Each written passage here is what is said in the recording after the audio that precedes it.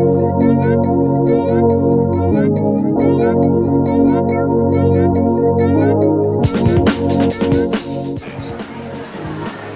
we do it again?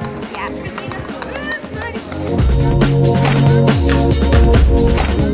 But instead we're animating the project, okay? And so like you can program it to like move it. It's not like on the screen.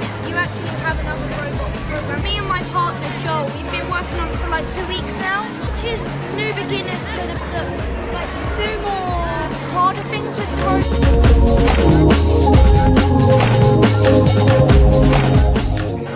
This is what we found a bit more interesting. So then we started branching off ideas until we got to what technology